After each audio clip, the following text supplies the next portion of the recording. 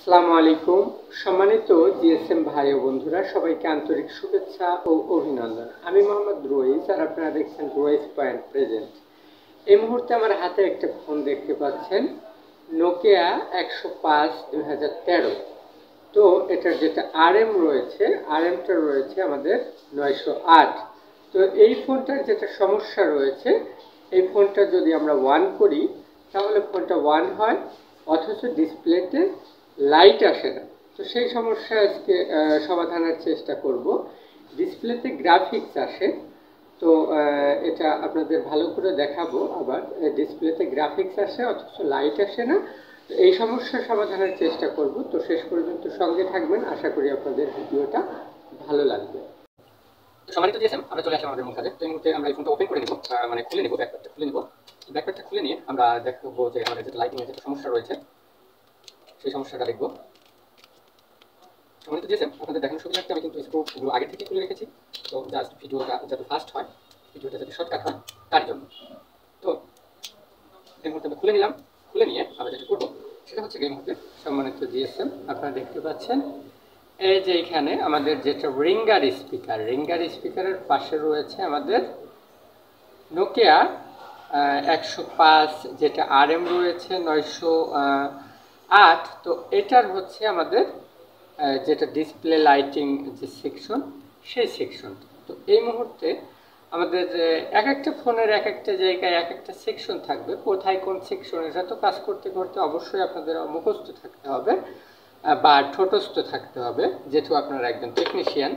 তো এইখান থেকে আমরা এই মুহূর্তে কাজ করব। কোথায় কাজ করব সেটা যদি আমরা দেখি, আর যেটা ডিসপ্লে লাইটের যেটা সমস্যার কথা বললাম সেটা যদি আমরা আরও একটু ভালো করে দেখি। এই মুহূর্তে ব্যাটারিটা আমরা নিয়ে নিলাম, ব্যাটারিটা লাগিয়ে নিয়ে সম্মানিত জিএসএম আরও ভালো করে দেখার চেষ্টা করব যে আমাদের যেটা ডিসপ্লে যে এখানে নোকিয়া, আপনারা দেখতে পাচ্ছেন কিনা, ইনসার্ট সিম এখানে দেখাচ্ছে। তো এই ডিসপ্লে লাইটের যেটা সমস্যার এই মুহূর্তে আমরা জাম্পার করে নেব। আর জাম্পারটা কোথা থেকে করব সেটা আমরা যদি একটু দেখি। সম্মানিত জিএসএম, আমি আগে থেকেই ঘষেই রেখেছি।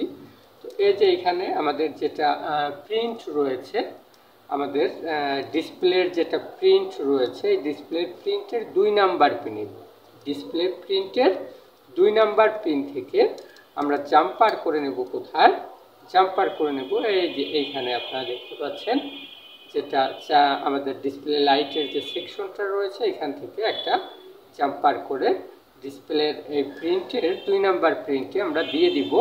তো অবশ্যই আমি একটা ছবি দিয়ে দেব আপনাদের দেখানোর সুবিধার্থে, যাতে আপনারা ভালো করে বোঝেন।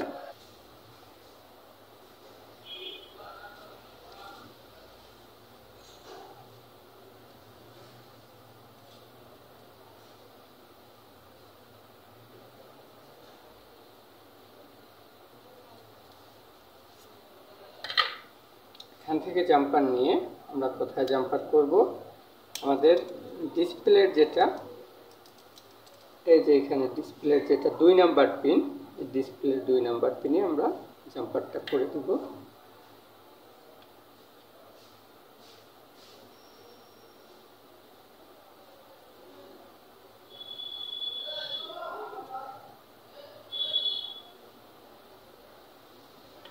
সম্মানিত জিএসএম, আপনাদের যদি আরো ভালো করে দেখাই,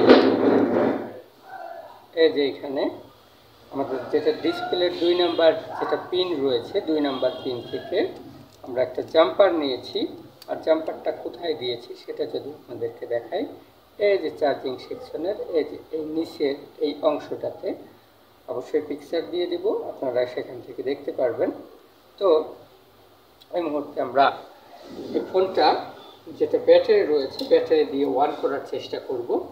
তো দেখব যে আমাদের যেটা সমস্যা ডিসপ্লে লাইটের, সেই সমস্যা আমরা আদৌ সমাধান করতে পেরেছি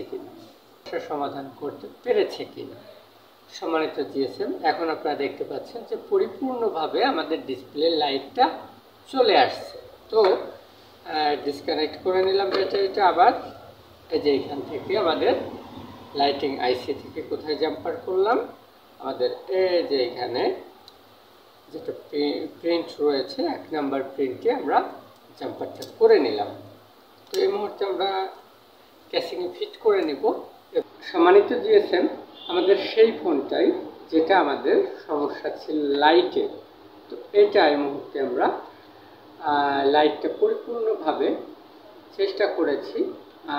এখানে আপনারা দেখতে পাচ্ছেন যে এই মুহূর্তে লাইটটা চলে আসছে। আগে কিন্তু আমাদের ডিসপ্লে লাইটটা আসতেছিল না। তো আমরা অল্পতেই একটা সামান্য কাজের মাধ্যম দিয়ে লাইটটা এনতে পেরেছি। তো আমাদের প্রতিটা কাজই কোনো কাজই ছোট নয়। মোবাইল টেকনিশিয়ান হিসাবে আমাদের প্রতিটা কাজই ছোট থেকে বড় পর্যন্ত করা লাগবে। কোনো কাজই আমরা এই মুহূর্তে ফেরত দেব না। তো সম্মানিত জিএসএম, আমার ছোট্ট একটা দোকান রয়েছে। আমার দোকানে আপনারা mobile servicing, hardware, software, unlock ও ডেডবুট রিপেয়ার সহ কাজ শিখতে পারবেন।